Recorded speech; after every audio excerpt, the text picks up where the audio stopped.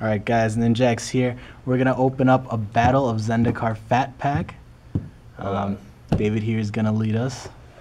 Go ahead. All right, we're out here at gametown out in Waukesha today. Axel was to, oh, am I not supposed to say your name on here? Oh, it's fine. Don't care. Okay. Sometimes they're lengthwise, this one not so much. I usually just throw these away. But they can be a pretty neat little collector's item for some people if you like to decorate your walls that way. Then we got the player's guide here. Player's guide's got some tips and tricks about the set and a full card image gallery for those of you who like to have a physical copy of something rather than going online to look up all your cards. And now we're going to get to the good stuff here. Same Gideon image on everything here, so I feel like he might be their nice little poster boy. A couple of paper card boxes as always. Gideon on one, and the new Ulamog art on the other one. So those are pretty slick there. And for a few of us, the most exciting part here, the full art basic lands. This was actually the thing that made the Battle for Zendikar Fat Pack such a high ticket item. Oh, don't worry. No, this has the separate wrapping. So yeah, so they sealed some of the packs with the basic lands. So these we're going to usually keep. We want to keep these sealed unless you really need those. Some people pay a pretty hefty premium on those because people want the lands. Yeah, they're pretty slick.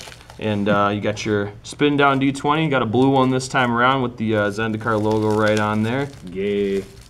Oh, come on. They're all standard blue. I'm sorry. It's the best color in Magic. What are you gonna say? All right, and so we'll clear this. We'll clear this nice little box out of the way and get ourselves a nice open spot here to watch see our 9 packs getting open. Oh wait, but just in case you didn't know how to play here, this nice handy rules reference card for because we know that sometimes you got new players wanting to get in. Fat packs are a good way to do that. Get you a nice little collection. So we'll just start right off here. And we'll go right from the front to the back. I'm going to slow roll these a little bit. So we're starting off with some good solid commons here. I do a lot of booster drafts, so I like to evaluate stuff. So Merc Strider, a nice solid card there. Makes use of the processing mechanic, returning stuff from exile to get an extra effect here. Then we got Voracious Null, Warren Reef Invoker, Brilliant Spectrum. So far just some nice old vanilla stuff here. Outnumber, good premium removal spell. Probably a first pick for me if this is a draft pack. Shadow Skull Recruit, we're seeing the return of allies here. Same with the Core Castigator, so allies definitely another big theme in Battle for Zendikar. Sure Strike, good combat trick. Ghostly Sentinel. All right, now we're on to our uncommon, so this is going to be our meat and potatoes here. We got a Chasm Guide. Nice ally, gives haste to all your creatures. I'm actually playing this guy in a standard deck that I've got going on here. Vampiric Rite, nice card there. Halimar Tidecaller, seeing a little bit of standard play as well. Brings back an Awaken spell. Oh my god, yes! So we got an Oran Reef Hydra here. Good old landfall, return to landfall, doing some nice trampling over. And so I feel like this is probably a good start to the unboxing here. We've got a nice Expedition Godless Shrine. Let's go ahead and show that bad boy off to the camera here. Can I hug you? How much is this card worth? Godless Shrine, probably somewhere in like the 70 range right now. The Expeditions were pretty high, pretty hot ticket item to start off. Jose, you want to go grab me a sleeve from the front of the counter there? Yeah. Just make sure we protect our nice little investment here, and a Kiora emblem just for good measure. So that's a pretty good way to start off the opening here. Hello. Yeah, no that one had something in it. Yeah, there you go. You just made your money back. There we go. That's a that is a I good bought that find. from you at the last minute. Yeah, Devin right here got a pretty good pick. Claiming the unboxing. So yeah, so that's it's gonna be pretty hard to top that, but we're gonna do our best, right? If you pull a second one. No. If I pull a second one, I think we're just going to call it a day, and I'm gonna. I'm just gonna pick up those, and you can just. All right, so we got our. We'll set our rares and our full art lands off to the side here, I'm not sure how far forward we can see on there, but I guess we'll keep going. I'll probably I'll maybe highlight some good commons and uncommons that I'm seeing going through the pack. You know. Yeah, and that's where the good old player's guide comes in handy if you have questions about those cards. So we're seeing let's see, Culling Drone, the first card with ingest we've seen so far. Actually, that's going to be that big Eldrazi mechanic. Kozilek Sentinel, again going with the Devoid cards. This guy is a very, very good card in draft. We got McKinney Slide Runner making a return for landfall as well. This guy's seeing kind some of a glare on this side. Yeah, so. that guy's going into some standard decks as well right now. Now for our uncommons here, we got a Marasa Ranger, another landfall guy. Resolute Blade Master, actually probably a nice one here. Gives all your guys double strike, good old ally card. Retreat to Emeria. Make some tokens, pump your team, not bad. And a Wasteland Strangler, the processor that's going to give a creature -3/-3 until end of turn. So good old killing guys on a stick there, not bad. Full Art Island, Cereal Bowl one right here. Foil one of these would be a nice little pickup. Scion tokens, you'll probably need those if you're playing some draft or sealed. So yeah, certainly not bad. We'll keep going on here to the next pack.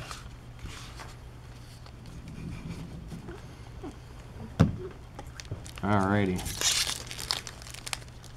Now I don't know if any of you guys have your special ways you like to open packs. Me, I split them from the back like this. Keeps me from like dinging them at the top if I have trouble getting the pack open. But I know sometimes other packs don't really work that way so well. So I'm just gonna try to bring them up to the camera here, and that'll make it a little bit easier for you guys to see as we go through. So we got the Brilliant Spectrum, Narcana Assassin. Felidar Cub. This guy is actually surprising some people, seeing a little bit of standard play in the Rally of the Ancestors deck as well. So that guy definitely solid. Fertile Thicket is part of this new cycle of lands here, the common cycle. They come in tap. They got a little neat effect. This guy's good for fixing your mana in a booster draft, so don't be afraid to pick those up. Another Landfall Spell Shrivel in complete disregard. A couple of the nice Devoid cards. Scour from Existence, because everybody needs colorless Vindicates. And we got another uncommon here. So we got a Herald of Kozilek. Guy's pretty good. Blighted Step, gonna pick up some life gain. Another Retreat to Emeria. Angelic Captain, there we go. So this guy, when it attacks, you'll get a +1/+1 until end of turn for each attacking ally. So that guy will put some pretty heavy beats on your opponent. And we've got a nice foil Gideon's Reproach here, so that's a pretty slick looking foil. Definitely an all-star in draft. Not sure about the constructed impact, but definitely a cool looking foil to say the least. So not bad there. Saving our sweet full art lands so that we don't have to open our pack of full arts there. So let's keep going here.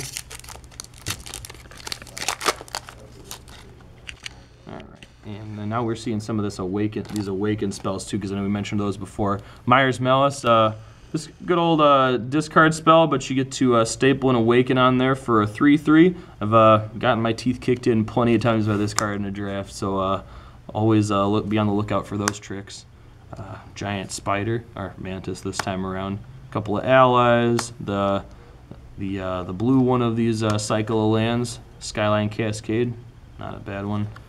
Eldrazi Sky Spawner, another good one. Rune Processor will gain you some life for processing some cards. So 5 life and a 7/8 for 7 mana seems like a pretty good investment to me. Bone Splinters, always a good reprint.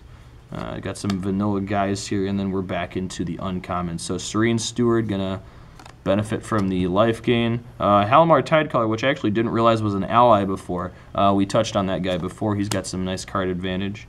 We've got a Pathway Arrows and a Blight Herder for our rare this time around. It looks like there's a foil in the pack too. Dutiful Return, so just get a couple guys back from the graveyard. Not bad at all. Set aside some of these, and we actually have our 10/10 Eldrazi token from Desolation Twin. Cool. So maybe we'll be able to get some use out of that one. Alrighty, so we'll set these aside here.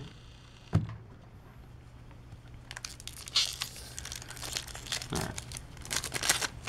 So let's move right along here. We'll, Clutch of Currents, Night Watch, Swell of Growth. This one's been on the fringe of some decks here. Puts +2/+2, and it lets you play an extra land at instant speed, so definitely good for getting those landfall triggers out there. Let's see, Looming Spires, that in that cycle of lands. This one gives +1/+1 and first strike until end of turn. Not bad. Seeing that Fertile Thicket again, Snapping Gnarlhead. So we're starting to get to some repeats here. Definitely seeing a little bit of the print run here. So Spell Shrivel, Complete Disregard. I'm gonna guess. Let me see. How many did we go through? 1, 2, 3, 4, 5. Nope. So this is the last common in the pack. So I was gonna guess that there would be a Scour from Existence behind there, but that would have been wrong. So maybe we'll see if we can find some print runs later on. Void Attendant. That's a newer one here.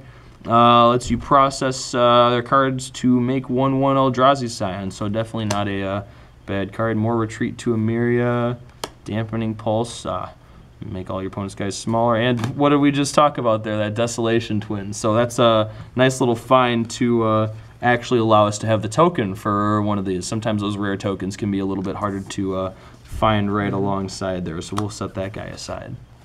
Not bad so far. All right.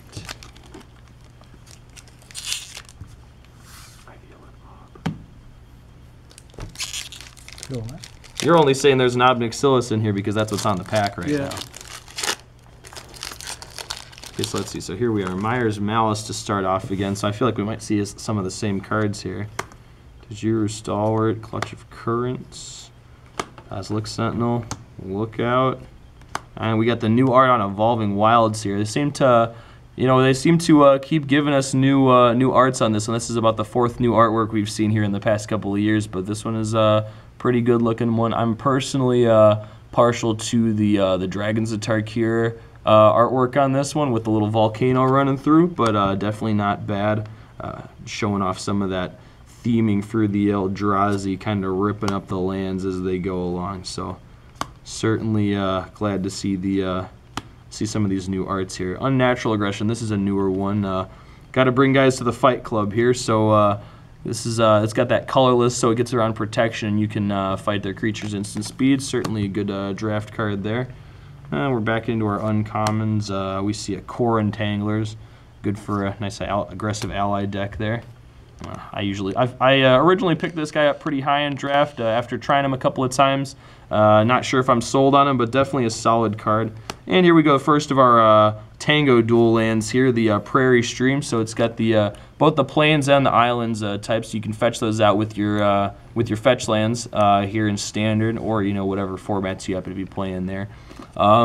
We got that nickname Tangos because we got they come in tapped unless you control 2 or more basic lands. So it takes 2 to tango, as they might say. You got a few people online, the guys over at Star City Games, liking to call them battle lands since they're from Battle for Zendikar. I'm not really buying into that whole thing. I like a little bit more of the flavorful way of naming these cards. But if you have any input on which name you like better, or if you have a different name that hasn't really come up yet, go ahead and throw a comment down below. Let us know what you think. Definitely looking to see what the most popular ideas are there.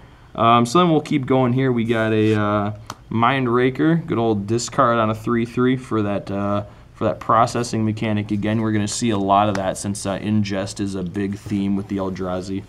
And more landfall, Territorial Baloth on the higher end of those guys, at least as far as commons go.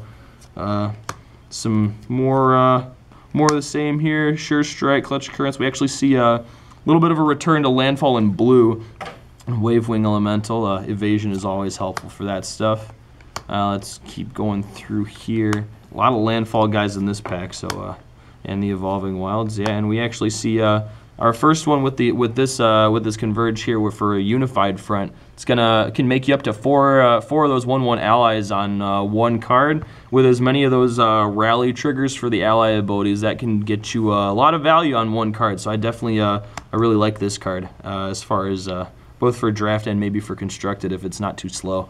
We'll see how the format goes. Rot Shambler. That guy can get pretty big if you don't answer him fast. Ulamog's Nullifier.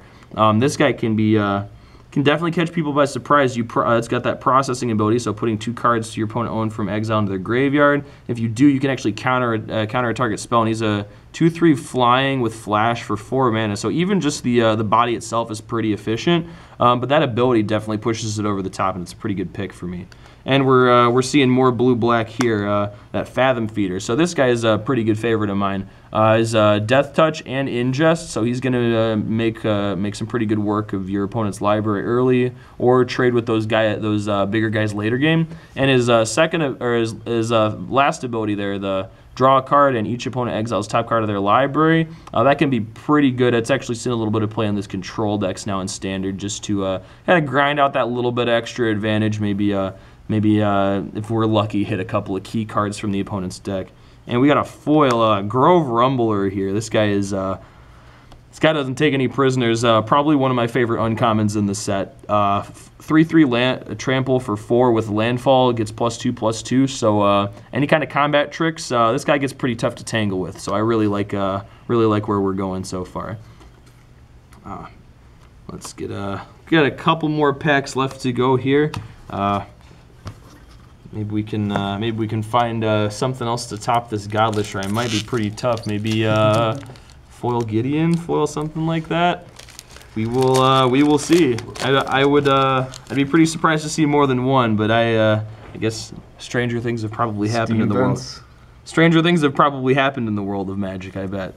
Oh yeah. If you've ever seen anybody pull multiple expeditions that close together, definitely let us know where, so that we can make them our friends and maybe find out where they're getting their sources from, huh?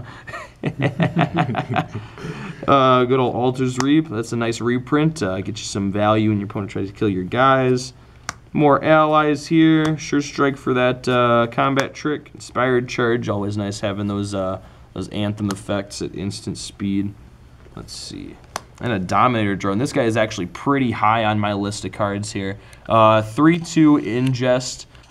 When he enters the battlefield, if you control another colorless creature, each opponent loses 2 life. So this guy's 3/2 Ingest on its own is pretty solid for this draft format, but that extra 2 points of damage can be pretty good if you got a nice aggressive deck there.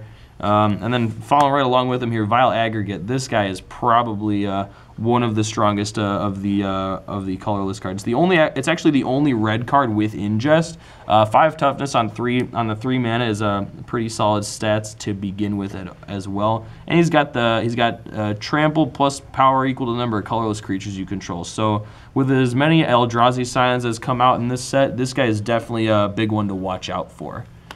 Titan's Presence, nice good instant speed removal spell there. And then Core Blade Whirl. I actually, of all the packs that I've opened, I've actually never opened one of this guy so far, which through a couple of boxes kind of threw me for a loop. But yeah, it's a good old 2 mana ally. When it comes in or another ally comes in, you get first strike till end of turn on all your creatures, so that's pretty solid. And going with that theme, we got the Hero of Goma Fata here. This one will make all of your creatures indestructible when you get an ally coming into play. So definitely a lot of allies, a lot of good ingest cards in that pack. I would probably take the Vile Aggregate as my first pick if we were in a draft there. This is a very nice looking island. Only one other art in the set that I would probably like over this one, but definitely looking good so far here. Still definitely very happy with that Godless Shrine. We've got a few other solid playables here as well, so looking like a good fat pack. But we are on pack 9 of 9 here, so we're gonna cut the video right there. Nah, I'm just messing with you guys. I know we wouldn't wanna leave you out, but we'll go ahead and get this last one in here. So Big Boy Dispel right off the top. Haven't seen one of those yet in this fat pack, so Dispel's actually very well positioned in Standard right now. It's also good to catch your opponents off guard and draft, maybe get rid of one of their nice combat tricks or removal spells. We'll go through some of these nice commons we've seen before already.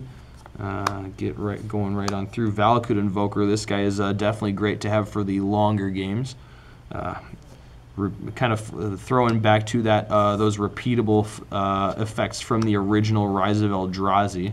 8 mana is a hefty price to pay, but it's still fairly solid. Touch of the Void, nice 3 damage to creature player, gets you the exile mechanic going, so definitely can be very solid. And actually, here's probably this is actually, when I saw this card spoiled, I had already started brewing with this card. Zulaport Cutthroat.